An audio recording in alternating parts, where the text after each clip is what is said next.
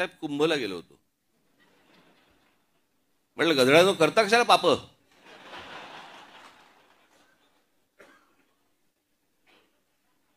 बरं मी हेही विचारलं, आल्यावरती आंघोळ केलीच ना. हे आमच्या बाळा नांदगावकर इथे त्या ह्याच्यातनं घेऊन आले, काय ते छोट्याशा कमंडलूमधनं पाणी घेऊन आले. म्हटलं हड, म्हटलं मी नाही पिणार.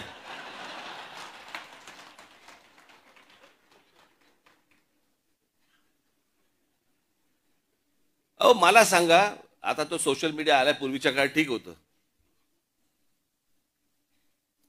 मी त्या सोशल मीडियावरती बघतोय माणसं तिथे आलेल्या बाया बिया घासतायत. आणि बाळा नांदगावकर साहेब गंगेचं पाणी कोण पिईल ते पाणी.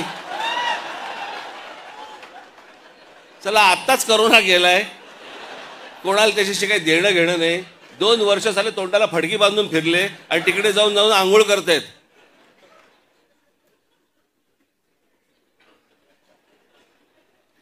अहो मला माहिती आहे, मी कित्येक स्विमिंग पूल बघितले असे जे सुरुवातीला उद्घाटनाच्या वेळेला निळे होते,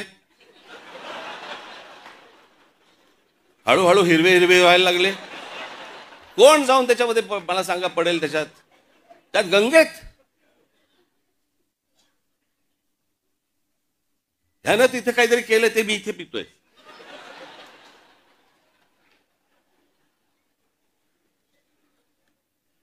श्रद्धेला पण काय अर्थ आहे की नाही.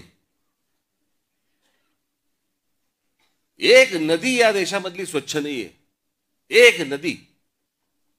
आणि आम्ही काय नदीला माता.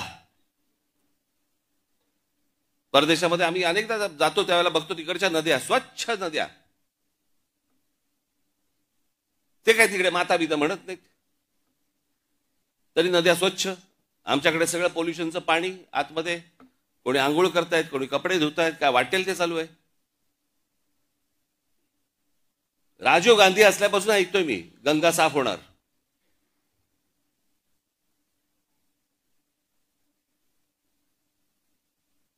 मग मध्ये राज कपूरांनी चित्रपट पण काढला, लोकांना वाटली झाली गंगा साफ, त्याच्यात वेगळीच गंगा. लोक म्हणाले अशी जर गंगा साफ असेल तर आम्ही पण आंघोळ करायला तयार आहोत.